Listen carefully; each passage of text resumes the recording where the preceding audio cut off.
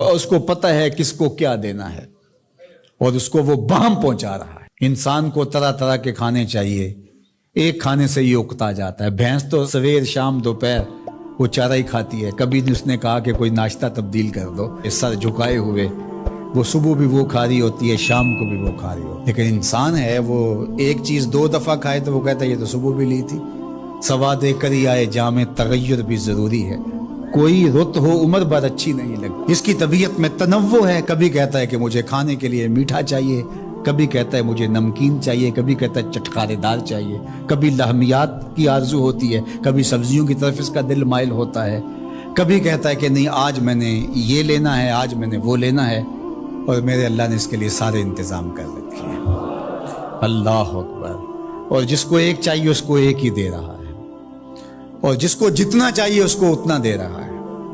ہمیں تو ہنڈیا کے لیے آدھا کلو یا 1 پاؤ گوشت چاہیے ہوتا ہے، لیکن شیر کو میں نے افریقہ کے اندر لائیو ناشتے کرتے دیکھا ہے، اور وہ پورا ہرن جو ہے وہ ہڑپ کر جاتا ہے، اللہ روز اسے دیتا ہے۔ ہنس ایک پرندہ ہے، وہ سچے موتی کھاتا ہے، اور سچے موتی پنساری سے آپ لینے جائیں تو تولوں ماشوں میں ملیں، اور وہ بھی لاکھوں روپے میں، اور وہ بھی تیقن سے آپ نہیں کہہ سکتے کہ اس میں 2 نمبری تو نہیں ہے، یہ واقعتاً صحیح ہے، چونکہ آج کل تو یہ چیزیں چلتی ہیں، لیکن اس کو پیٹ بھر کے چاہیے ہوتے ہیں صبح شام دوپہر۔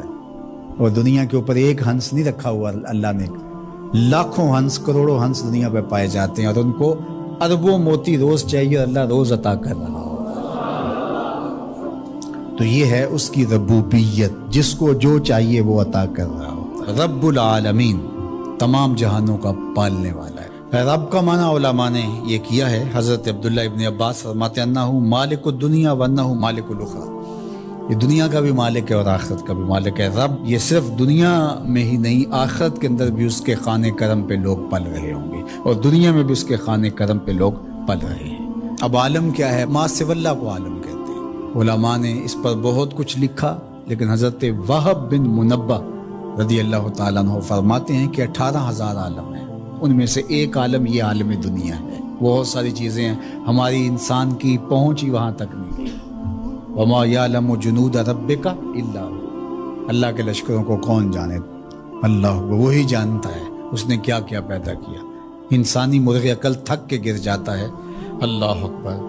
تو کہا رب العالمین، تمام جہانوں کا پالنے والا۔ اچھا، یہاں رب المسلمین نہیں کہا گیا، رب المطیعین نہیں کہا گیا، رب المتقین نہیں کہا گیا۔ صرف نیکوکاروں کا، اچھے لوگوں کا رب ہو، جو نہیں مانتے وہ ان کا بھی رب ہے، جو انکار کرتے ہیں ان کا بھی رب ہے۔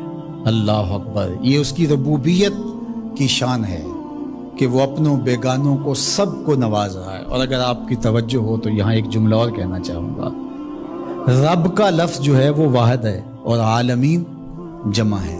رب العالمین، ایک رب اتنے جہانوں کو پال رہا ہے، ایک رب اتنے جہانوں کو پال رہا ہے۔ چلو اس سے آگے ایک اور بات کروں، رب واحد ہے اور عالمین جمع ہے، تو ایک رب کے کئی بندے ہو سکتے ہیں، ایک بندے کے کئی رب نہیں ہو سکتے، اس لیے رب کو واحد رکھا، عالمین کو جمع رکھا۔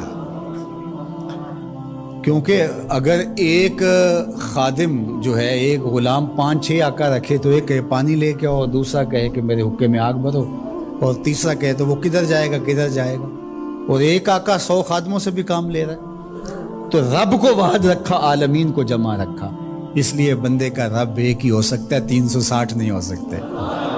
رب ایک ہی ہوگا، اور ایک رب کے ہی بندے جو ہیں وہ ہزاروں ہیں۔ وہ تمام جہانوں کو پال رہا ہے۔ کیوں پال رہا ہے؟ کوئی ضرورت ہے اسے؟ جو بھی ہے، باپ اولاد کو پالتا ہے تو اس کے ذہن کے کسی گوشے میں ہوتا ہے یہ بڑھاپے کا سہارا بنے۔ شاگردوں کو استاد پڑھا رہا ہوتا ہے، اس کے ذہن میں ہوتا ہے کہ کل یہ میرے کاز میں میرے ساتھ کھڑے ہو جائیں گے، میرے ساتھی ہوں گے۔ ملازموں کے ساتھ ان کا باس کھڑا ہوتا ہے تو ان سے کام لینا ہوتا ہے، غرض ہوتی ہے۔ تو اللہ اتنے جہانوں کو پال رہا ہے تو کیا غرض ہے؟ الرحمن الرحیم، محض رحمان ہے نا، اسے کوئی غرض نہیں، وہ رحمان ہے اور رحیم ہے، اور یوں ہی پال رہا ہے۔ جو نہیں مانتا اسے بھی پال رہا ہے، اور جو مان رہا ہے اسے بھی پال رہا ہے۔ اللہ اکبر، وہ رحمان ہوا، وہ رحیم ہوا۔ ایسا نہیں ہوا کہ ایک بلی کو بہت زیادہ خوراک دے دی گئی اور وہ پھول پھول کے ہاتھی جتنی ہو گئی، اور ایسا کبھی نہیں ہوا کہ ایک ہاتھی کو خوراک کم ملی اور وہ چوہے جتنی رہ گئی۔ جس کی جو فطری استعداد ازلی جو اس نے خود مقرر کی ہوئی ہے، اس کے مطابق اس کی گروتھ ہوتی ہے اور اس کے مطابق اس کی تربیت کرنا ہے۔ خلاصہ ہے پورے قرآن کا سورہ الفاتحہ، جو سارے مضامین ہیں پورے قرآن میں وہ سمٹ کے سورہ فاتحہ کے اندر آ گئے ہیں۔ تو اس کا آغاز اللہ کی حمد سے ہو رہا ہے۔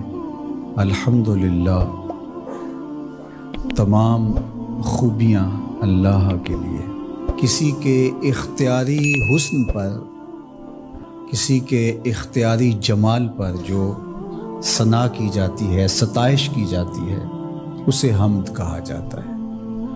کچھ خوبیاں اختیاری نہیں ہوتی، غیر اختیاری ہوتی۔ اگر کسی کا رنگ سفید ہے، نقوش تیکھے ہیں اور اس کی آنکھیں نرگسی ہیں، اس کے دیگر اعضاء کا توازن بڑا اچھا ہے، تو یہ اس کا اپنا کمال نہیں ہے۔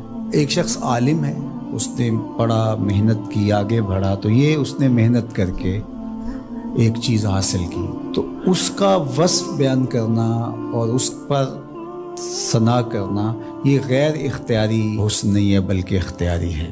تو کمال وہ ہوتا ہے جو چیزیں اختیاری ہوں۔ تو اللہ جل شانہ کی حمد اس لیے کی جاتی ہے کہ اس کی چیزیں، اس کا حسن غیر اختیاری نہیں ہے، وہ اس کا اختیاری ہے۔ اللہ اکبر۔ تو کسی کے اختیاری حسن پر تعریف حمد کہلاتی ہے، اور اگر وہ نعمت کے مقابلے میں ہو تو وہ حمد شکر کہلاتی ہے، اور اگر نعمت کے مقابلے میں نہ ہو تو اس کو حمد کہا جاتا ہے۔ حضرت کعب احبار رضی اللہ تعالی عنہ فرماتے ہیں کہ الحمد کی تفسیر ثناء اللہ ہے، اللہ کی ثنا، اللہ کی تعریف۔ اور حضرت ضحاک بن مزاحم نے اس کا ترجمہ کیا ہے الحمدللہ رداء الرحمن، یہ رحمان کی چادر ہے۔ جس طرح چادر زینت دیتی ہے اور وقار کی علامت ہوتی ہے، اور اہل عرب کندھے کے اوپر چادر ڈال کر کے جو ہے وہ ایک خاص ان کی حیت ہوتی ہے۔ یہاں گرمی سردی سے بچاؤ کے لیے چادر لی جاتی ہے، لیکن عرب میں چادر جو ہے وہ زینت کے لیے لی جاتی ہے، اور وہ آپ نے دیکھا ہوگا کہ عرب علماء یہاں کندھے پہ چادر رکھتے ہیں، تو وہ زینت کے لیے ہوتی ہے، ضرورت کے لیے نہیں ہوتی۔ تو اس لیے یہاں جو رداء الرحمن کہا گیا ہے، تو الحمد رحمان کی زینت ہے، وقار کی چادر ہے۔ ثنا کی جتنی بھی قسمیں اور جتنی بھی صورتیں ہیں وہ اللہ کے لیے، وہ ڈائریکٹ تعریف کی جائے تب بھی اللہ کی، انڈائریکٹ تعریف کی جائے پھر بھی اللہ کی ہے۔ یعنی پھول کو کہا جائے کیا خوب پھول ہے تو پھر بھی اللہ کی تعریف، اور کہا جائے سبحان اللہ پھول کو دیکھ کر پھر بھی اللہ کی تعریف، پاکیزگی اللہ کی بولی جا رہی ہے۔ اور اگر اس کی درزوں کو، اس سے مہکتی نکلتی خوشبو کو، اس کے رنگوں کا جمال اور اس کی لطافت دیکھ کر کے کہ واہ کیا کھلا ہوا شگفتہ گلاب ہے، تو آپ گلاب کی تعریف کر رہے ہیں لیکن خالق گلاب کی تعریف کر رہے ہیں، یہ انڈائریکٹ تعریف۔ تو خوبی کی جتنی بھی صورتیں ہیں، چاہے وہ ڈائریکٹ ہو، چاہے وہ انڈائریکٹ ہو، چاہے وہ قولن ہو، رویتاً ہو، فعلاً ہو، جس طرح ہو، اللہ کے لیے ہے۔ اس کی تم کیوں خوبیاں بیان نہیں کرو گے؟ الحمدللہ رب العالمین، وہ تمام جہانوں کو پالنے والا۔